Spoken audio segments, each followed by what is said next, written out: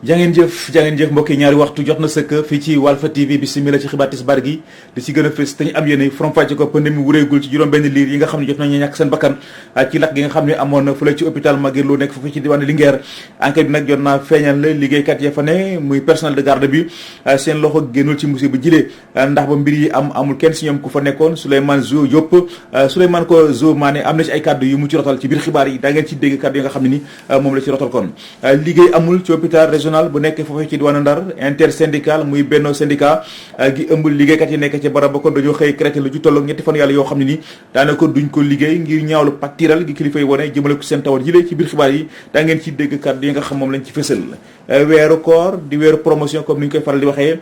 benn jëf ju baax ñu fay la fukk tax ñu dem seet ji leen ci soxna yi def yelwaan muy seen liggéey ci biir xibaar tam daa ngeen ci dégg reportage gi ci soxna Ndeye Anta Dieng def bon mbokk yi daal mooy li gën a fës ci bopp xibaar yi yéen mbokk yi saxoo dégloo ko seetaan Walfa TV asalaamaaleykum.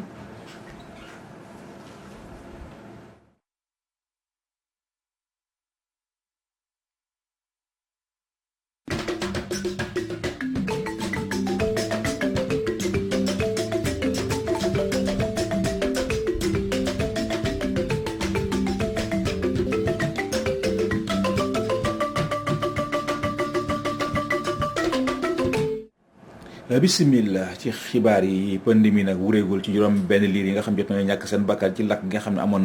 na fële ci hôpital Magatte Lô nekk foofee ci diwaanu Linguère buñ sukkandikoo ci yéenekaay gi di Libération enquête bi nag jot naa feeñal ne liggéeykat ya fa nekk muy personnel de garde bi seen loxo génnul ci jële musiba ndax ba mbir yi amul kenn si ñoom koo xam ne yaa nga fa woon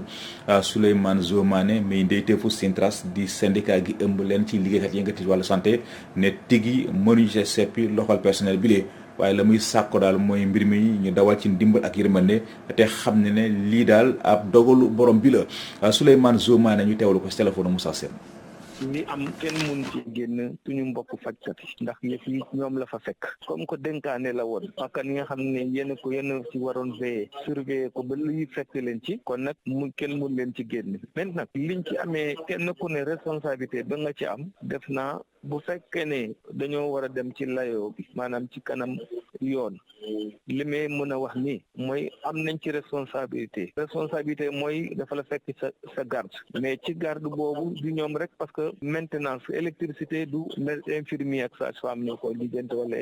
médecin loolu dafa am ñu ko yelloo ci structure de santé mais en tout état de cause ñoo ñëpp personnel santé lañu su ko defee nag bu ñu établir responsabilité man li may mën a wax mënuñu ñàkk am ay responsable ci biir mais bu amee tamit maa ngi ñaan na nga xam ne ñooy attekat yi ñu dem ci ndànk ak dal parce que lu mel ni mu ngi door a am Sénégal nekkee Sénégal lu mel ni mu ngi door a am ci secteur santé musul am lu mel ni kon nag bu demee ba am bi yoon nañu jàpp ni accident bi ñëw la rek accident bi ñëw na bu ñu jaaree ci yoon li may ñaan mooy attekat yi mooy nañ ci boole yërmande te xam ne lii ginnaaw mu ngi soog a am nañ ko waxtaane ñu boole ci yërmande su ko defee bu beneen yoonati nit ñi mun ci gën a bàyyi seen xel. mu ngoog loolu day kàddu yoo xam ne ni ñu ngi ko dangoo ci Souleymane Zo Mané lu jëm sax ci mbir moomu lee tax nañu amal ab reportage jëmale ko ci ak yilee donte le sax askan wi nag ñu ngi wéy kon di ñaawlu ak yi nga xam ne la ñuy faral di nemee ko ci barabu fajukaay yi donte le ci am na ci ay barabu fajukaay yoo xam ne ni ñu ngi góorgóorlu bu baax a baax ci wàllu accueil bi waaye am na si yoo xam ne ni tey ji la wàllu gën a ay aji ndey ku na jëy Mami Kanté doxantu ji woon nañ ci hôpital Fann ak ci hôpital Idrissa Pouye ñu teewlu ko ci reportage. tout tànk ya faatu ca diwaanu Linguère hôpital Magatte Lô tax na ba ñenn ñi di sulli waxtaan ci bërëbu fajukaay yi ci Sénégal teertu ba ca paj ma patient yi ñoo ngi gis léeg-léeg lu metti accueil bi tamit da ngay ñëw boo yoru xaalis pour nga faju problème la waaw yu bëri daal yoo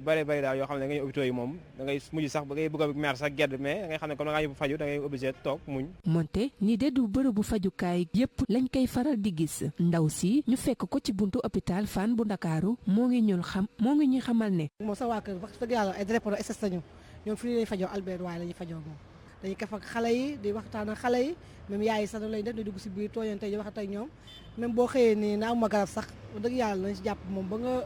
faju moom. salle d'hospitalisation yi nekk ci yenn ci bërëbu fajukaay yi xaw a taggatémbe loolu ba tax na ñenn ñi tiit loolu Matar Mbaye di ci woo nguurub Sénégal. état bi ñoo si war a jug taxaw parce que tamit ay bâtiment yu wóorul nit di fa fajoo donc wóorul parce que démb rek yaa ngi man maa ngi saan xaw ma Irak xaw ma noonu la demee hôpital bu yàgg ñu koy seetaan ba bâtiment bi def fay loo xam ne donc loolu laa war nañ ci taxaw parce que loolu wóorul fa indi daje dañ ko war a saytu ba xam ndax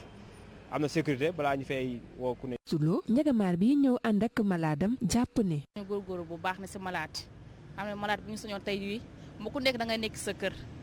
ñaan na yàlla nag ku ñëpp ku tëdd nga ngi ñaan yàlla te bi jug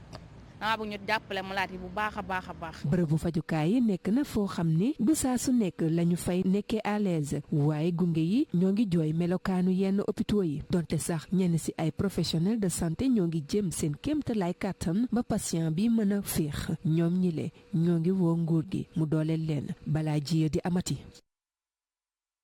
ba tey ci xibaar yi waxi tamit ci li nga xam ne mu aju ci wàllu santé ba tey nañ jàpp ne liggéey amul ci hôpital régional bu nekkee foofee ca diwaanu Ziguinchor intersyndical muy benn syndicat gi ëmb liggéeykat yi nekk ca barab ba dañoo xëy créé lu ci tolloo ñetti fan yàlla yoo xam daanaka duñ ko liggéey ngir ñaawlu patriote kilifa yi wane jëmale ko ci seen tawat jilee Sayer Faye ak ñoom di artu askan wi ngir ñoo xam ne lépp daal lu mën a xew ci biir ñetti fan yi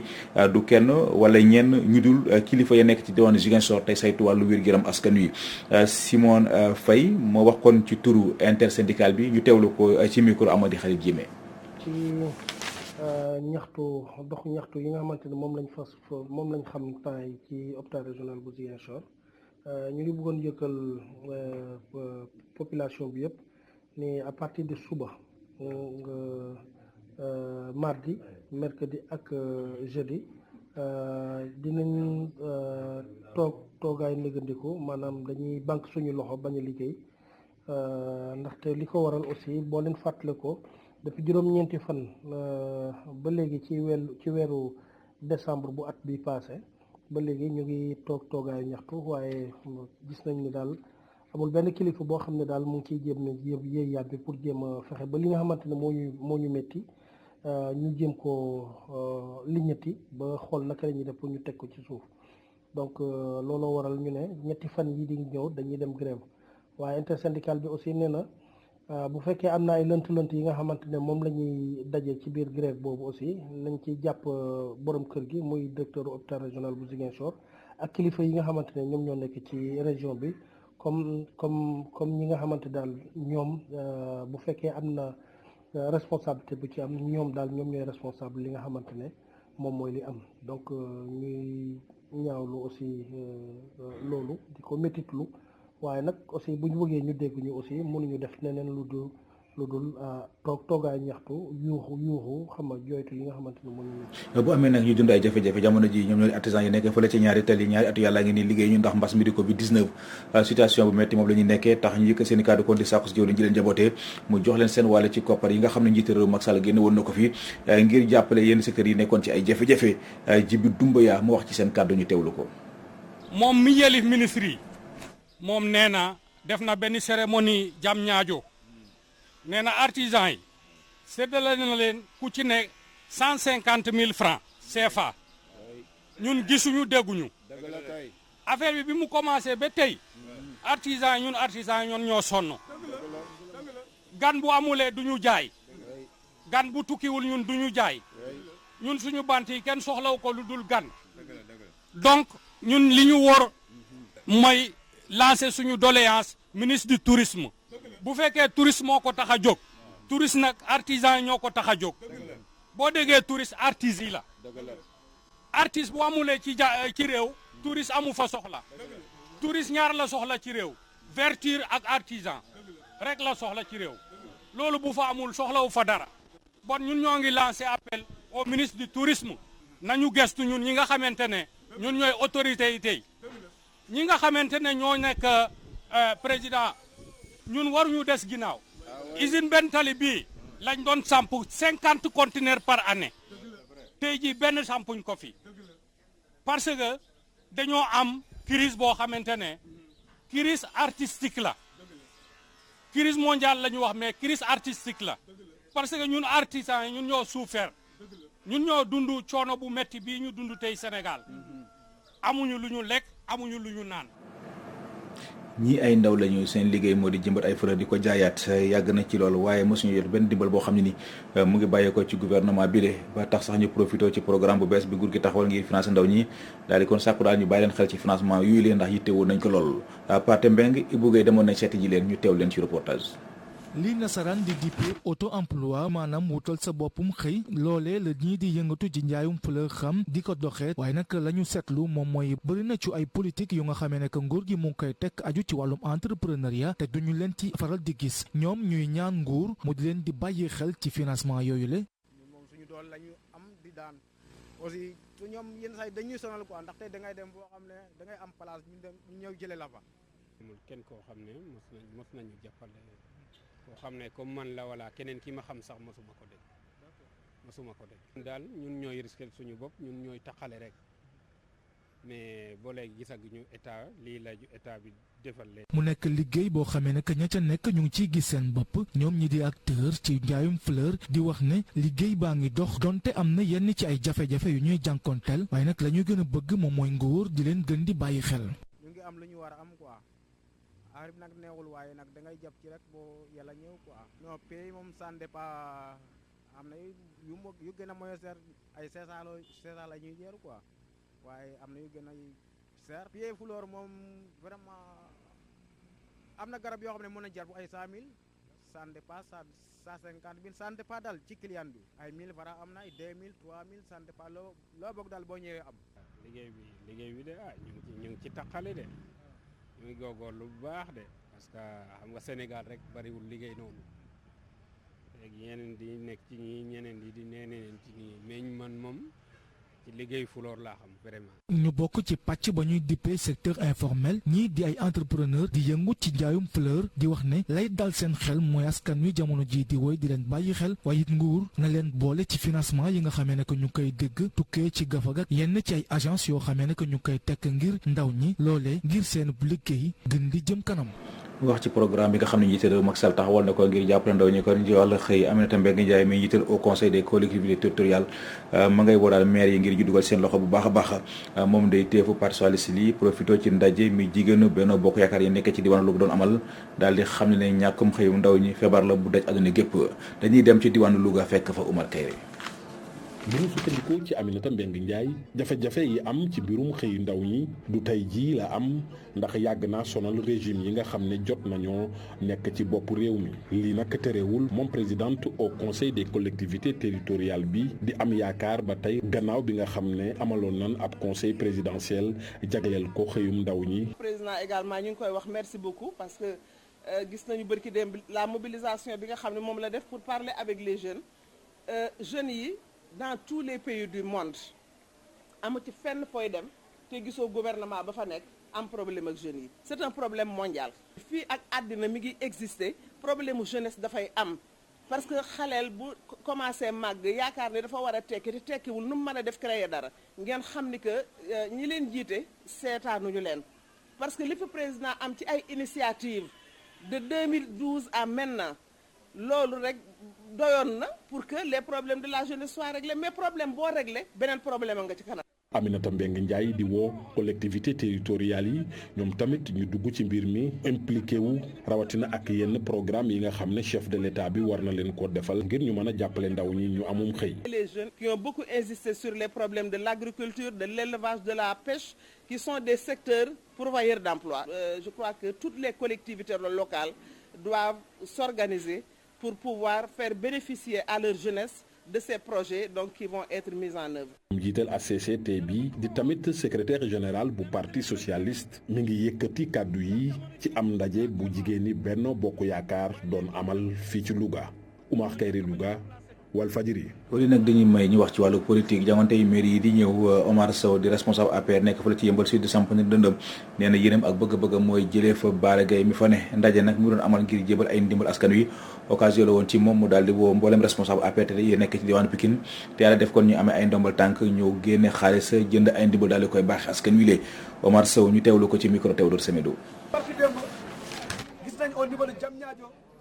programme bu am solo muy programme pour l'insertion de l'emploi des jeunes boo xam ne dañu ko valider sur place président déglu ndaw ñi donc loolu am solo la le reste mooy 65 000 emplois yi fi liggéey au mois de mai 5 000 ci biir 65 000 emplois yi y a 5 000 yoo xamante ne xëyu ndaw ñi la wala enseignants yi mais ci loolu ñu ngi lancé un appel xool nan la yaa Yeumbeul Sud di ci amee parce que am nañ ci ay cadre am nañ ci loolu financement des jeunes yi gis nañ ko financement des familles yi xool nan lañ koy yore sama parti bi ma bokk nee naa leen candidat la à la mairie de Yeumbeul Sud ku ci nekk da nga jàpp ne yow fu nga dëkk candidat nga fa toog sa ab salle wala yow président fal la ay at yi at musoo jël sa dëkkandoo bëgg a gën a dëkkal musoo ko dimbali yaakaar naa bu ñu leen joxee mairie bi da nga koy këlamti ko da nga war amal nit ñi njëriñ parce que nit kenn du ko lekk kenn du ko naan mais incha allah on maintient notre candidature à la commune de Yeumbeul Sud bu ngeen amee sañ-sañ taxaw fii heure bi fii la ñuy wax Medina Fass fii c'est le coin le plus dangereux bu ñu demee ba sécurité bi doy fi président ko fi def c'est les personnes qui incarnent ces arguments là ñu wax souvent c'est nous qui faisons défaut mais le président a fait. ñu des ba tey ci jàngate mairie yi nga xam la ñuy dem ak la nga xam ne lañ ko dàq ba ci atum 2022 Mouhamed Ndiaye mi jiital mouvement Rahma ma ngay xam ne opposition bi ñoo ko sàkk woon ci njiital réew mi Macky Sall ñoom amuñu lu ñuy daw mbaa lu ñuy ragal élection yi bu doon ne suba la ñoom noppi nañu Mamadou Ndiaye Rahma ñu teewlu ko ci micro Alassane Ba. élection locale li ma jàpp ci mu wér incha allah mooy buñ ko tëggoon tey jii balaa ngoon a jot ñu pare loolu amuñ ci problème. donc ku am problème pour pousser élection wala keneen kooku keneen la te ñoom buñ fàtte ne li ma wax léegi ne opposition bi wax buñ fàtte ne ñoom ñoo d'accordoon ci nañ ko pousse xam nga ki defar yëfam ne la baax na na baax na mi ngi nii nga ne ko baaxut ubbil ma ko yàgg kooku koy yaa bëggut a dem yow yaa wax ne lii baaxut nañ ko ubbi man mi defar ba téye mën a baax na nga ne ma baaxut te duduma ci dem nañ ubbi sëriñ bi loolu kay jarul question laaj leen yéen seen bopp yéen yor ay xam-xam nii macha allah laaj leen seen bopp kon kan ma tardel élection yi fiche bi nga xam ne ci lañ demee élection dañuy sonal seen bopp il faut ñu gëm ne réew mi majorité bi président Macky Sall lañ àndal du affaire de dîner affaire de rabak affaire de tappale fii kenn mu defee yéen ji journalistes yi xam ngeen ne élection ni mu demee léegi kenn mënatu koo tappale ci yéen tappale yi mais laaj naa leen foofu fan la ñu mën a sàccee élection mais loolu moom waxi tappale la rek en tout cas incha allah mu gaaw mu yéex mu guddi mu bëccëg buñ songee ñu def leen ko loolu amul benn problème. gannaaw bu mu tabbee njiital réew Macky Sall def ko candidat am ci élection 2024 yi ñuy dëgmal Mouhamed Ndiaye Rahma mi jiital mouvement Rahma ma ngay woo kon mboolem responsable APR yi nekkee ci diwaan Kaolack ngir ñu teer juno gi booloo joxante loxo liggéey ngir lu leen di may ndam Mouhamed Ndiaye Rahma dajale woon kon mboolem maire yi nekkee ci diwaan Kaolack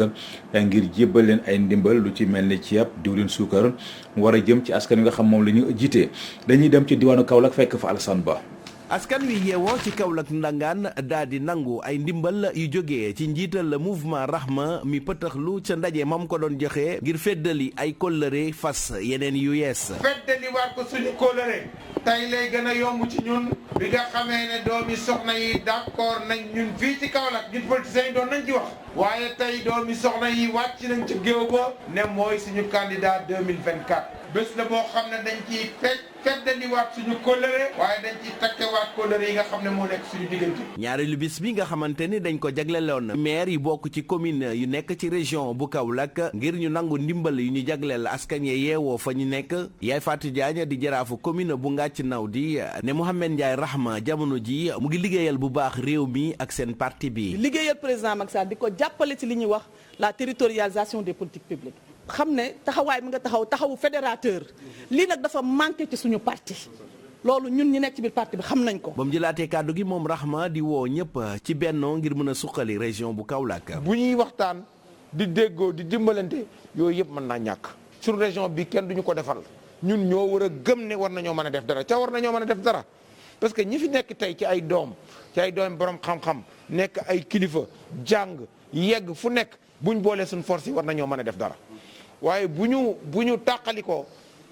duñ def dara. di fàttali nag njeexitalu ay bis bi nga xamante ni ay activités yu bëri la mouvement Rahma amal séddale nañ ci ay toni ceeb ak suukar ak lim gu bëri ci ay litre diwlin waaye tamit yenn ci responsable yu bëri daw nañ fekk si ambassadeur itinérant di mandataire départemental bu APR ci Kaolack Mouhamed Ndiaye Rahma Kaolack Alhassane Ba Yaya Gissé Walfadjri. janganteeg bokk moomel yi ñuy jëm Abim Niang di responsable APR nekk ci commune du Thiès Nord taxaw na kon fas yéene ngardaaji boppi mairie ba ab meeting de mobilisation moom la woote woon ngir woo militant yi ak responsable APR yi nekk ci diwaanu Thiès ñu booloo doon benn dank liggéey lu leen di mën a may ndam ci élection yi ñuy dëgmal dañuy dem ci diwaanu Thiès fekk fa Ibrahima Ndiaye. responsable APRIS bu zone nord bu Thiès Abib Niang amal na ab meeting Thiès Sadd Yatma Ndiouk bu Medina Fall ngir rek remobiliser waat militant yépp waaye tamit ñaan leen ñu liggéey ngir ñu mën a gagner élection locale yi ñu dëgmal. ma ne ko ñun de ñi fi nekk ñëpp amul kenn ku xam ne jox nañ la transport amul kenn ku xam ne jox nañ la ñaar dërëm amul kenn ku xam ne jëlee nañ la Dakar nga ñëw jëlee nañ la Mbour nga ñëw jëlee Ziguinchor nga ñëw ñi fi nekk ñëpp doomu Thiès la ñu ngi leen ñëpp di leen sant di leen gërëm. gën a yaatal gën a ubbeeku ngir ndamal gu mag bu APR bu Thiès élection locale yi ñu dégmal moo yitteel ki nga xam ne mooy Habib Niang. coow bi bëri na nag coow bi bëri na ñun képp ku ñu xam lu ñu xam mooy si wàllu social ak développement ñun képp ku ñu xam mu ñu xam si wàllu politique de développement ak dëgg di accompagner son excellence bu président Macky Sall li may wax rek mooy nit ku bis si noppi déglu coow bi na commencé na am na ñu ko xam ne dañu xaar bu élection desee ñaari yee ñetti weer ñoo di leen sóob sóobu na ngeen bañ loolu ne ñun bu leen nangu loolu Thiès tey war na dépasser lii Thiès war na dépasser lii en tant que deuxième région li may ñaan nag mooy maa ngi tàllal loxo ñi nga xam ne maanaam dañu wax dañu yore ay kuréel xam nga ñu kenn ko nax dama leen di ñaan seen kuréel yëpp nañ ko teg ñu ko ci liggéey ñu jëm kanam. mitinu politique boobee nekkoon ab buntu porox ndolu boo xam ne moom Habib Niang mu ngi ci ñaax ay militants am ne leen rek ñu liggéey joxante loxo ñu fexe ba moytu yenn politiciens yoo nga xam ne la ñuy wax ak la ñuy def wuute na lool loolee nag buñ ko defee rek dinañ mën a gagné élection locale yi di ñëw Thiès Walfadjri Radio TV Ibrahima Ndiaye. wax nag ci weeru koor gi ak weeru koor gi nag ñu bari dañ ci teew ginaar waaye gis ko jamono ji ci marché bi doon na la nga xam lu jafe la commerçant yi ne coronavirus bi ak yàtte aliment bi bokk na daal ci li ko indi yaay Adama Diallo Ibou Gueye reportage. ñàkkub ginnaaw bi ñu nemmeeku feeñ na bu baax ci marché bi jaaykat yi le di ñu xamal lu waral bi leen ñàkk. ginaar moom daa manqué moom wax dëgg yàlla amul fenn. lu ko waral maanaam Covid bi rek parce que da ngay yar sa ginaar xam nga jël sa xaalis financé loolu ginaar yi dem ba mat mënoo koo jaay ñu tëj restaurant yi tëj hôtel yi xam nga ak saak aliment essence yi dafa yokku parce que mu ngi jar ay 15000. poussin yi li mu manqué moo tax poussin amul de. koor gi doon na weer bu way jëfandikoo yi farataal di xewloo ginaar ba tax na yokkute am na ci njëg yi bàyyeekoo ci ñiy yar ginaar. ak koor gi tamit demande bi day bëri fournisseurs yu mag yi fi ne dañoo yokk seen loxo bu baax a baax a baax. waaye jëfandikoo bi di madame Camara dellu si waat si ñàkkub ginaar bi. manquement bi bu ñëwee ba léegi nii dafa manqué. te ganaar fi mu nekk nii nit ñi moom la ñu soxla ndax mooy li nga xamante ne boo ko lekkee doo am benn problème sa tension du yéeg viande blanche la ganaar yu ndaw yu tuuti lay nekk te prix bañ la ko doon jaayee changé wul. ginaar doon luñ tàmm di xewlu fii si Sénégal li de waral ba way jëfandikoo yi yëg bu baax bi la ñàkk jaaykat yi ñoom di sàkk nguur gi mu oyofal taxi yiñ teg ci aliment yi. wax na ko sànq ci bopp xibaar weeru koor gi di weer woo xam ne nee nañ weeru promotion la benn jëf ju baax ñu fay la lu ci tollu fukki yoon tax ñu dem nemmeeku ji lenn ci soxna yi def yelwaan muy seen liggéey naka la ñuy dundee weer wi lee bu ñenn ñi jàppee ne yelwaan gi moom dox na lool ci weer wi ñeneen ñi ñoom gisee wuñu ko noonu daanaka dañuy yéen a toog ba ngoon duñu am lu dul ñaari téeméeri dërëm Ndeye Anta Dieng Babacar Diouf reportage. koor di weeru dimbalante yalwaankat yi di ci gis seen bopp bu baax bay defal yàlla di gën di bëri Seynabou Dieng nekk yalwaankat ca ñaari tali nee na moo ngi sant yàlla. léeg-léeg ñu jot ci daal ci niñ ko mën a waxe mooy lu ñëw rek mu ñu xam ne loolu mooy sunu saas moom daal lu yàlla dogal ci seen loxo rek ñu war koo jël mooy buñ ñu ko joxee dinañ ko jël. Mariama Ñaa di yaayu seex bu ñu sukkandikoo ci moom coppite yi bëriwul ci weeru koor gi. tey ñun gisuñu da nga xëy suba ba nga surtout man mi yaay seex dama xëy suba ba ngoon duma am 1000 francs pour wàcc am nga loolu doy na waar di gisuñu dara de waaye dëgg yàlla. par ndànk par fana dañuy am ku jaar fii sañu nu téeméer wala 1000 wala ay kilo suukar loolu moom parfois damay am loolu. afa weeru koor bi da doon ñëw bu baax waaye weeru koor bi moom ba léegi daa wàññeeku bu baax sax. di lu ñuy rafetlu lool ci lislaam saraxe sénégalais yu bëri tàmmu nañ ko julli ji di profito ci weeru koor gi di bëri lool li ñuy saraxe muy luy jur njariñ ci yalwaankat yi.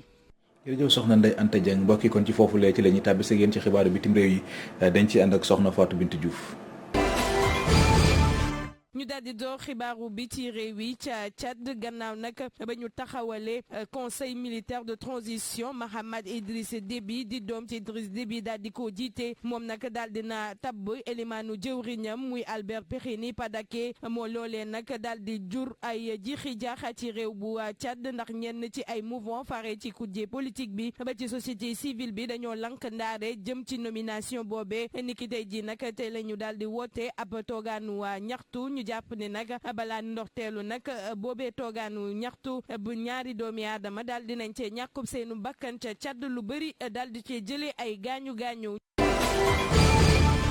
ñu wutali it tamit ca Burkina Faso foofee nag gannaaw fitna ba nga xam ne daal dina am di ab patrouille anti braconnage boo xam ne nag takk der yi ñoo ko daal di jiite ca àll ba ñu jàpp nag ni ay taskatu xibaar ay nag doomu réew yu tugal ñoom nag daanaka ci jamono ji nag kenn daal du leen gis ak kenn ki doomu Burkina mbir bi nag ma nga amee ca Fada Gourma ca Pama foofee nag ma nga nekk ca bët gànnaar réew bu Burkina Faso mu doon nag ab cong boo xam ne ñetti doomi aadama nag lañ jàpp ni ñoo ci daal di jëlee ay gaañu ñeent nag ji ci toftal ñoom nag kenn gisu leen ci jamono ji di ay doomu réewu tugal comme ni ma ko waxee ak réew bu Burkina Faso.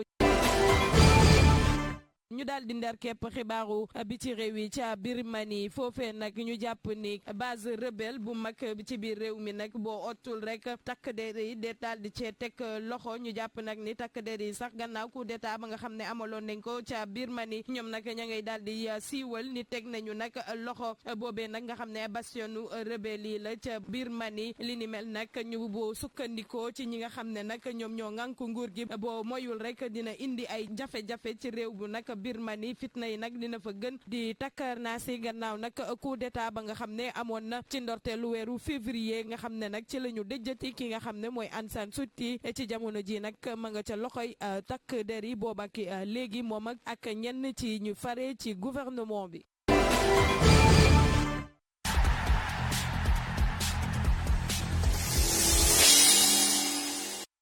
rek benn ponk la mu ngi soxal kon wàllu taekwondo nañ jàpp ne kon Sénégal dina fas yéene dara li ko dalee juróom benn fan ci juin lii di championnat d'Afrique bi ñu jagleel ko wàllu taekwondo mu soxal senior yi lee loolu kon ma ngay amee ca Dakar Arena lu ci tolloo kon juróomi téeméer athlète ñu ngi leen ciy xaar lu jëm sax ci wàccaay yi ak solo si nga xam ne am na ko compétition yi njiital fédération bi kon doon na ci amal démb ak taskatu xibaar yi ndaje moomee Jibril Ñaar lañ fa yabaloon. réewum Sénégal wala daloo 5 ak le 6 juin bi ñu dënmal championnat d'Afrique senior bu taekwondo bi nga xamante ni bii ñu ko fas yéene teewee ëpp na juróom fukki réew. ñi ngi xaar lu toll ci 54 pays fi ñu toll nii 25 pays confirmé nañ seen ñëw compétition bi dina accueillir ay champions olympiques ay champions du monde ay champions d'Afrique parce que dafa am importance capitale ci ñoom. titre bu bile fukk ak ñaareel bi édition fas yéene jafe si juróomi téeméeri athlète yu ko fas yéene jogante ñi nga xamante ni sax war nañoo def seen kéemtulaay kàttan ngir daal di am ñeent fukki poñ yi nga xamante ni dina mën a tax ci Jeux olympiques bu Tokyo ñu daal di moytandiku dajeek ay adversaires yu coriaces buñ sukkandiku si Balla Dièye di njiitu fédération sénégalaise bu taekwondo. championnat d'Afrique yi en fait c'est un G4 mooy 40 points la que athlètes yi nga xamante ni dañuy dem Tokyo nekk ay champions olympiques nekk ay champions du monde. nekk ay champion d'Afrique ñoom ñëpp dañuy ñëw Sénégal pourquoi ñuy ñëw Sénégal parce que titre bi c'est important mais 40 points c'est très très important pour ñoom parce que dañuy participer ci Jeux olympiques Tokyo yi nga xamante mooy am ci été bi. lépp nag li nga xamante ni jëm na si wàllu mesure daal di nañ koy jël li mel naka ngir réussir li la di organisation naka noonu ak participation. parce que les 3 heures de combat bu ñu ko xaymaa ci temps dinañu permettre ñu dérouler correctement ci 2 jours yi suñu compétition loolu la ñu def ci mois bi passé au niveau de la Bulgarie ils ont organisé les championnats d'Europe c'est sur 2 jours avec les 3 heures de combat ça permet aussi de dérouler correctement alors que là-bas c'était 669 athlètes donc ici à Dakar sur les 500 on peut le faire. Déjà pour organiser fii au Sénégal les championnats du Sénégal on est presque à 600 athlètes donc on a l'habitude donc mon équipe a l'habitude d'organiser des compétitions ici à Dakar avec 500 600 athlètes donc ça c'est pas un problème. ñu nekk ci ab regroupement fermé ci arène nationale bu Pikine fukk ak juróom-benn athlètes sénégalais yi jamono ji nag pare nañ ngir relever défi ci seen diggante 4 athlètes yi nga xamante ni ràññee nañ leen ci àdduna bi yëpp naka noonu préparer li nga xamante ni bi moom moo di Jeux olympiques de la jeunesse ñu fas yéene ko amalee ci réewu Sénégal ci atum 2026. jërëjëf Djibril Niang ñu ngi lay sant di la gërëm mbokki kon ci foofu la ci la ñuy tàbbi sa yéen ci ñaar lu xaju xibaar yi benn ponk la te mooy li ci yéene kay ki ko nafar Abdoulaye Bopp la. dal leen ak jàmm parti Pastef wonewaat Pastefam ci réew mi bu ñu sukkandikoo ci maître Abdoulaye Tall mi yor kàddug Pastef Walf Quotidien Ousmane Sonko ay naataangoom gësamaat nañu nguur gi maître Abdoulaye Tall ne njiitu réew mi Macky Sall munta tiital kenn bu yaboo mu xooli feneen te lu ñeel xewum ndaw ñi daanaka dara du ca sotti maître Abdoulaye Tall ne gannaaw juróom-ñeenti at ak lu teg ci boppu réew mi munoo xëy rek ne ndaw ñi xëy yaa ngoog loolee xel munu ko nangu waa Pastef ne duñu seetaan benn yoon ku bëgg a sànk wala ku bëgg a ñagasal réew mi wala boog bëgg fee salfaañe démocratie Walf Quotidien laaj ko ci lu aju ci dossier Adji Sarr ne Adji Sarr mile ay nit a ko ngemb ay nit a ne ci ginnaawam ngir gàkkal derub Ousmane Sonko Walf Quotidien ne Ousmane Sonko moomule mun nañ ko xaar ci élection yi ñu jëm maître Abdoulaye Tall ne amul lenn lu mun a xañ Ousmane Sonko wala mun ko gàllankoor mu bokk ci yooyu la wote Sud Quotidien ne daanaka élection locale yegsi na yéen cabinet primaire lay doon laata élection législative 2022 maanaam ci élection locale yi ca la ñu nattee kenn ku ne professeur Ibou Sané am ci taxaw seetlu ne ci jamono ji ñu toll ci géew politique bi njiitu réew Macky Sall moo fi teg tànk moo fi ak Serigne Thiam di jàngalekat ca université Cheikh Anta Diop jàpp ne ak lu fi jot a xew rawatina fitna gi woon ci weeru mars gi ñu weesu am na lu bari ci lu mu xañ njiitu réew mi Macky Sall yéen a kaabi di l'info ne tey ma wax leen diggante njiitu réew mi Macky Sall ak askan wi jeex na tàkk afagatak kóolute amatu fa cofeel amatu fa yéen a kaabi ne li tax askan wi tàmbale woon ginnaaw njiitu réew mi Macky Sall bokk na ci lu bari li fi nguur gi diggee te jëfewu ko ba ko ñaareel di jiixi jaaxa gi am ci toile troisième mandat